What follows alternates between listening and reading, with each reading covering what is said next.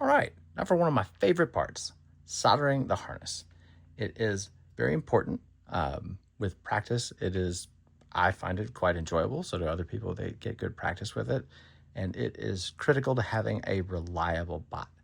So soldering really starts long before actually soldering the components to your board. It starts with trimming them to the right length, stripping them properly. If you end up with any kinds of strays as you're stripping, making sure you give them a good twist to get those strays back, wrapped nice and tight. The vast majority of failures in electronics is solder joints that don't work, either a cold joint or just not a good joint, or strays causing shorts. So we'll go through step by step exactly how to do this right. So we've already cut, trimmed, and stripped everything. Now it really is critical to use some flux. So solder is attracted to heat and flux. And in order to have a good joint, like a machine tinned end like this one, the solder has to go all the way through. Sorry about bumping the camera. The solder needs to go all the way through all the strands. So good wire has a lot of strands, like 100 strands of wire are in there, and we need the solder to get all the way through that. And flux helps us do that by sucking the solder in to anywhere that there's flux. So there's a wide variety of fluxes out there. There's paste, pens, liquid. It doesn't really matter as long as you actually use it. I do often really like using the liquid. I find that I can apply it very precisely and end up with it only exactly where I want it. So a wise man told me years ago that the most important thing about soldering was work holding. And over the last several years of doing this, I have come to completely agree that getting everything held properly is a huge part. So you can see on this one, there's strays sticking out of both of these actually.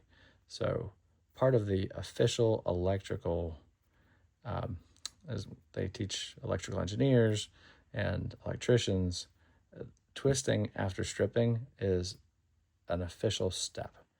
I would say that if you strip and it has a good, that it stays nice and tight, maybe you don't need to twist, but you should. It's good practice. And because again, strays are the #1 cause of problems. And by strays, I mean just even one strand sticking out where it shouldn't. So what we're doing is putting all of these into a position where I'll be able to flux them individually and then tin them. And properly, nicely tinned wires make the soldering process just so much easier. So you'll notice I am using one of these kind of fancy Omnifixio helping hands or solder fixtures. We also use the normal, movable alligator clip hands all the time. This just happens to fit on camera really well.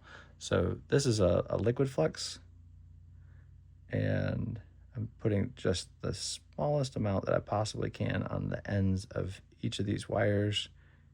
You can drag them through flux paste. You can use a pen. You do want to take some care with flux. You don't want this on your skin. You don't want to breathe it. I do have an exhaust fan just off camera that I'll be using as soon as we start actually soldering. So, and actually we're about to do that. So let's go ahead and we'll get the fan on. We'll get the fan plugged in and then get the fan on. It's always important.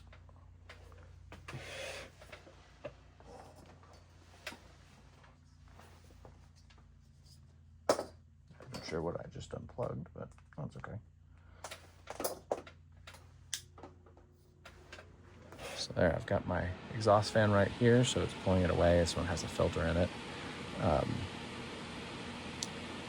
That's the existing end, as is that. So now I've fluxed all of the ends.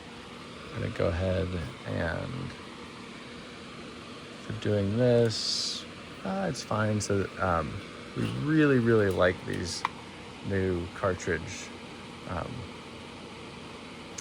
type soldering irons. It lets the end get very close to your fingers, so you have really good control.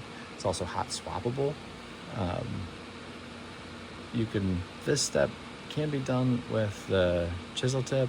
I really, really like the sharp eagle claw that's on here. This was probably being done for doing some of the switches, so I'm actually going to swap to the claw. And I know that it's cold and it's turned off, so I'm okay doing that by hand. Obviously, we would not want to do that normally. I'll go ahead and turn this on. Now, again, we've already fluxed everything. As we do use leaded solder, it is much, much more battle appropriate. You can use lead free. It tends to be a bit more brittle, so as these are going into battle, less brittle joints is good, but there's been plenty of people who are successful with lead free.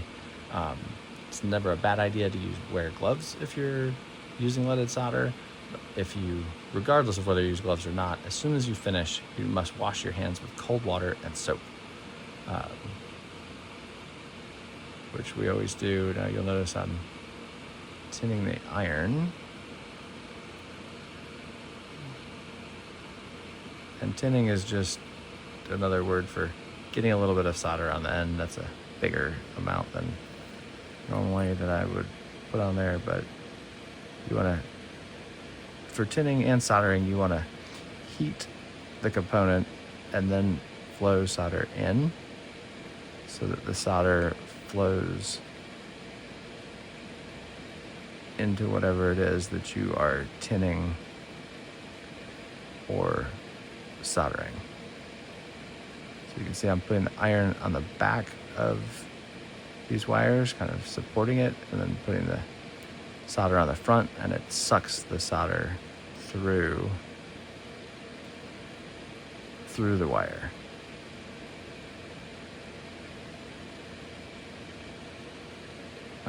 You can use the iron, like I said, solder follows heat, so you can see as I pull the iron off, the solder follows it, which lets me keep it nice and tight, and even I can make it go into a point. So tinning, by having that little solder pillow on there, you get much better heat transfer because you're basically dipping that wire into a kind of a puddle or a bubble of solder. Whereas if the iron was dry, then you have basically something round like that I'm trying to touch against a wire like that, and you can see that there's very little area of contact. But if this is all a solder bubble, then when I push it on there, I get a lot of contact, so I get a lot of heat transfer into what I'm tinning or soldering. So that's why I have some solder on the tip of the iron, and then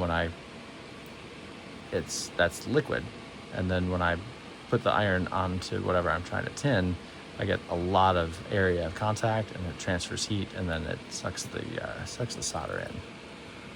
So again, I'm making sure I have some solder on the tip to go underneath, and then I get the solder to go all the way through the wire that I'm soldering.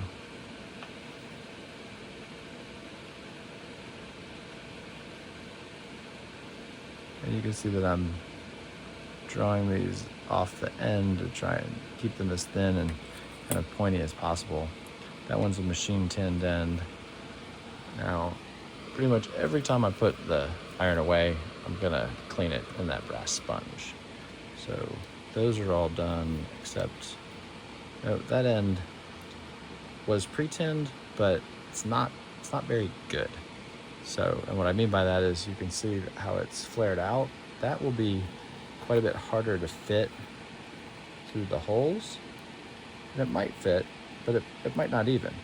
So in this kind of situation, I can either trim that with flush cutters. I can cut off that extra piece, or I can try and mash it with some pliers. But what I often find works really well is to just use the iron,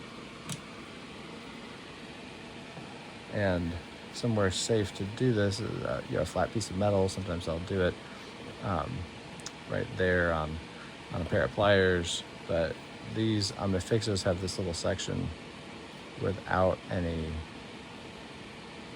paint, and now you can see that it's consistent diameter and should easily fit into, apologies for the bouncing camera, but that will easily fit through that solder ring. So just that, by laying it flat and smearing the solder out a little bit, now I've gone from where it was extremely hard to get in to where it easily fits, and I'll be able to put the iron and the solder in next to it. So that's all of those components tinned. And then I still will need to tin my switch.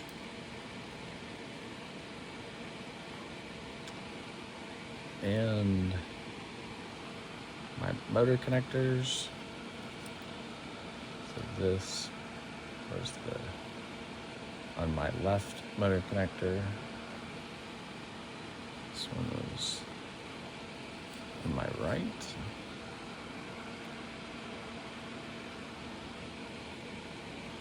Then to tin the motors themselves. So when I'm tinning motors, often I'll set up and do quite a few of them. We always want the laser engraving up, and we'll want the motor connectors either level or ever so slightly down from there. So when I put these, when I grab them, I'm gonna hold the connector in my left hand, and it'll make it much easier to use the iron and have these level or slightly down. So we can go ahead and tin each of these components first. Now,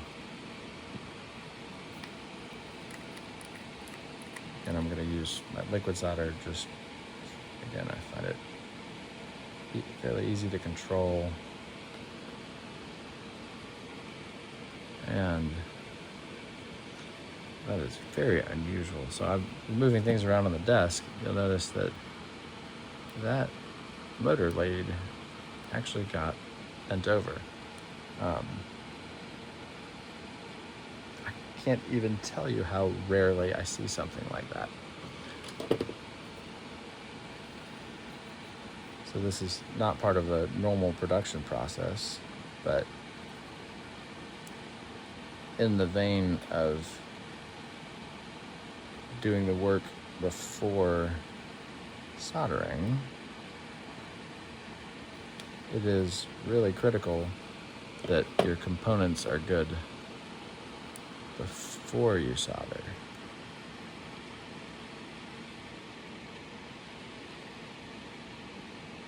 So just know that this motor will definitely be staying in our in-house fleet. Anything we had to work on like that would never go outside. So back to adding a drop of flux.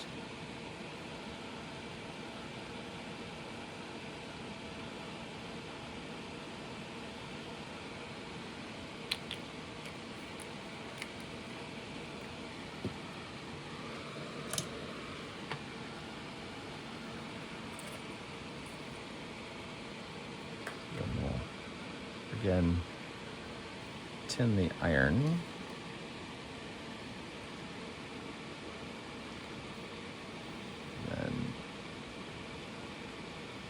Switch.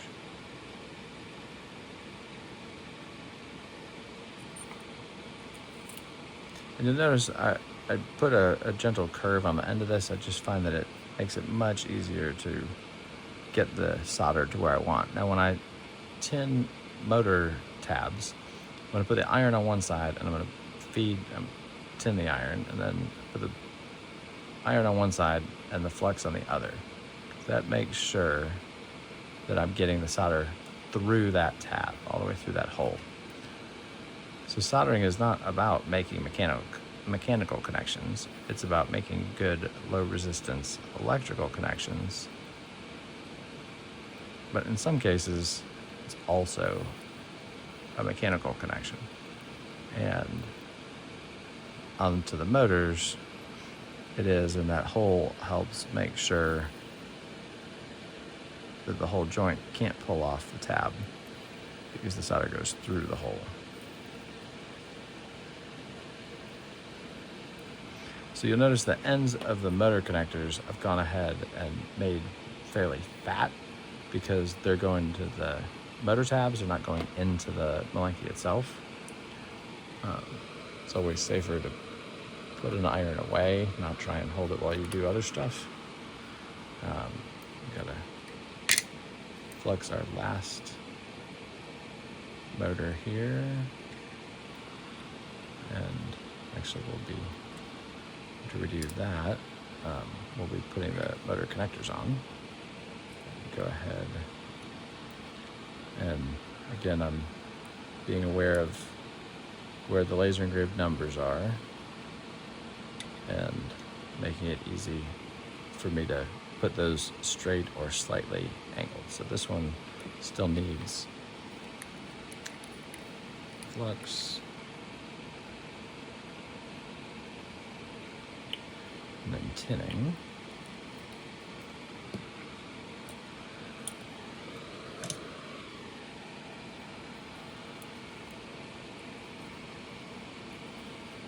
So you can see I'm kind of using the back edge of the hook for these. So I'll tin the iron, put the iron on one side of the solder tab, solder on the other, and then I know that it's gone through.